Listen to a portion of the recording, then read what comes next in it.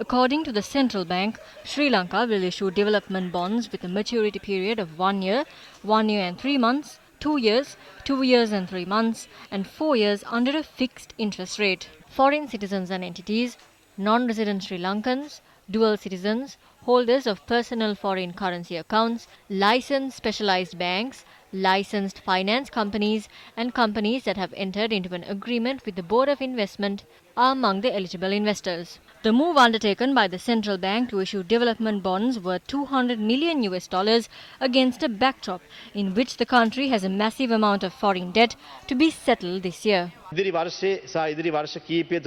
hope to address the weaknesses in the economy by streamlining foreign borrowing and project lending. We look forward to attracting unprecedented FDI inflows in the coming year and the preceding years as well.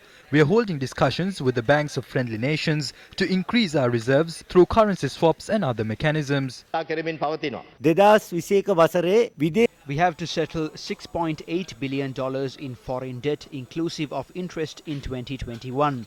The debt amounts to $5.3 billion while the interest is worth $1.5 billion.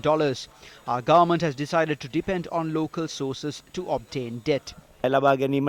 Nivard Cabraal ඇමතිවරයාව පාර්ලිමේන්තුවට උදේ ඉඳන් හැන්දෑව වෙනකන් එවනවා. ඔය Ajit Niwad Cabral spends a lot of time in parliament. He answers questions in the morning and then delivers a speech in the evening. In his address, he claims that Sri Lanka does not require the assistance of any entity, including the IMF.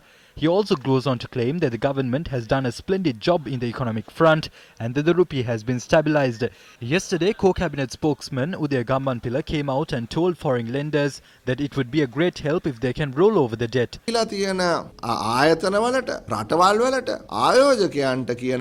would be a great help if you can roll over the debt කියලා. ඒ කියන්නේ ලංකාවට උපකාරයක් හැටි. But the reality is that the interest rate stands at 31% in the secondary market. If that is the case, then it indicates that the trust placed on our country to offer loans has dropped drastically. Which entity will be willing to lend money knowing that the country will not be able to repay it? So who is telling the truth?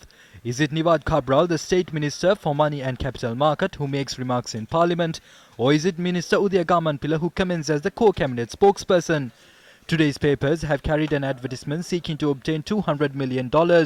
Whom are they trying to deceive by conducting themselves in such a manner? $200 million ණයට ගන්න advertisement එකක් දාලා තියෙනවා අද පත්තරේ. කාවද මේ රවට්ටන්න හදන්නේ? ආණ්ඩුව කියන සංඛ්‍යාලේඛනය අපිට පිළිගන්න බෑ. We cannot accept the figures released by the government. We can observe that at least 1,040 billion would be spent on settling the interest connected to debt. At the same time, the government slashed down on tax revenue to protect their henchmen. This includes the fraud on sugar imports carried out by a company named Wilmer. They allowed a single company to defraud 50 rupees per kilo of imported sugar. This caused a loss of at least 10 billion to the country. They allowed their henchmen to line their pockets with these funds.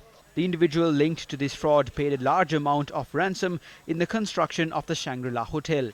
A fraud of coconut oil and cigarettes has also taken place. These incidents portray a breakdown of trust in the country's economy. පේනවා ආර්ථිකය පිළිබඳ මෙවැනි දෑ සිදු වෙනකොට එහි විශ්වාසනීයත්වය බිඳ වැටෙනවා මෙවැනි ක්‍රියාදාම වලින් තව දුරටත්.